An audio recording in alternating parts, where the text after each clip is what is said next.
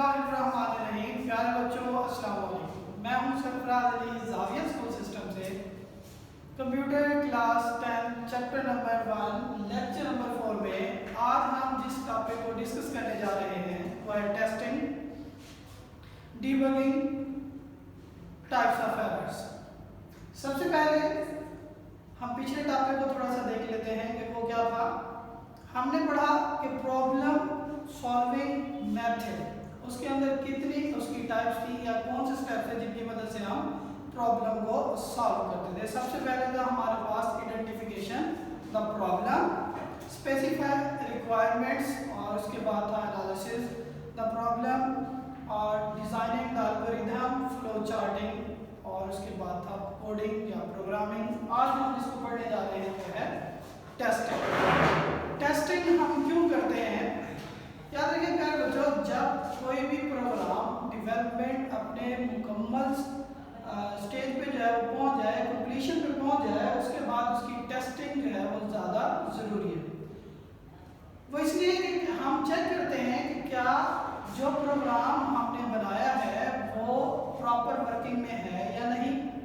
इसके लिए इस स्टेज पर जो है वो उसकी बार बार टेस्टिंग की जाती है और चेक किया जाता है कि क्या हर दफ़ा नई वैल्यू देने के साथ क्या रिजल्ट जो है वो मुख्तलिफ जनरेट हो रहे हैं डिज़ायर के मुताबिक या नहीं। इसके बाद हमारे पास यदि अगर तो टेस्टिंग के दौरान रिजल्ट जो है वो हमारी डिज़ायर के मुताबिक, हमारी ख्वाहिश के मुताबिक, या जो हमें रिजल्ट चाहिए वो ना मिले, तो इसका मतलब है कि इस प्रोग्राम के अंदर कहीं ना कहीं एरर्स मौजूद हैं। उन एरर्स को पॉइंट आउट किया जाता है डीबगिंग के अमल में। डीबगिंग एक ऐसा प्रोसेस है जिसकी मदद से हम प्रोग्राम के अंदर किसी भी एरर्स को फाइंड आउट करते हैं और उसके बाद उन एरर्स को रिमूव किया जाता है। अब हमें पता होना चाहिए कि एरर्स क्या हैं। एरर्स वो छोटी छोटी गलतियां होती हैं प्रोग्राम के अंदर जो प्रोग्राम की नॉर्मल वर्किंग को डिस्टर्ब करते हैं या फिर रिजल्ट जो है वो अनएक्सपेक्टेड आ जाता है। टाइप्स ऑफ एरर, तीन तरह के टाइप्स ऑफ एरर्स हैं। सबसे पहले हमारे पास सिंटैक्स एरर्स, लॉजिकल एरर्स और रन टाइम एरर्स।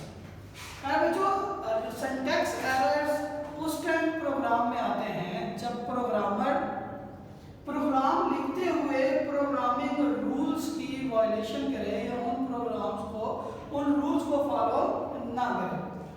उस दौरान जो प्रोग्राम के अंदर एरर्स आएंगे उन एरर्स को हम नाम देंगे सिंटैक्स एरर्स का। ये एरर्स ज़्यादा आसानी से जो है वो डिटेक्ट हो जाते हैं क्योंकि इसे डिटेक्शन करने के लिए हमें मेहनत नहीं करनी पड़ती। इस लैंग्वेज का जो ट्रांसलेटर होगा या जो कंपाइलर होगा वो खुद ही इन एरर्स की आइडेंटिफिकेशन कर देगा। बस हमने इसको क्या करना होता है, करेक्ट करना होता है। ये एरर्स जो है प्रोग्राम को क्रैश कर देते हैं, यानी नॉर्मल वर्किंग को जो है वो स्टॉप कर देते हैं। अगर किसी पहली 10 लाइन में कोई भी एरर नहीं आया और 11वीं लाइन में एरर आ गया तो पहली जो 10 लाइनें एग्जीक्यूट होगी तो वो भी क्या हो जाएंगी, डिस्टर्ब हो जाएंगी, उनकी वर्किंग भी जो है वो रुक जाएगी। इसीलिए ये जो सिंटैक्स एरर होते हैं ये प्रोग्राम की जो नॉर्मल वर्किंग होती है उसे क्रैश कर देते हैं। एग्जांपल दी कि कोई भी स्टेटमेंट जो प्रोग्राम के अंदर हम लिखेंगे वो एग्जैक्ट होनी चाहिए जो एज ए प्रोग्रामिंग लैंग्वेज ने हमें प्रोवाइड किया। लाइक जैसे प्रिंट की कमांड है, अगर हम प्रिंट की कमांड के अंदर इवन के एक कोई स्पेलिंग भी मिस कर देंगे तो उस दौरान भी जो है वो कोई ना कोई एरर आएगा और उस एरर को हम नाम देंगे सिंटैक्स एरर। इसके अलावा हमारे पास है लॉजिकल एरर्स। लॉजिकल एरर्स वो एरर्स होते हैं जो किसी भी प्रोग्रामिंग लैंग्वेज के अंदर प्रोग्रामर की अपनी गलत लॉजिक की वजह से प्रोग्राम के अंदर आए।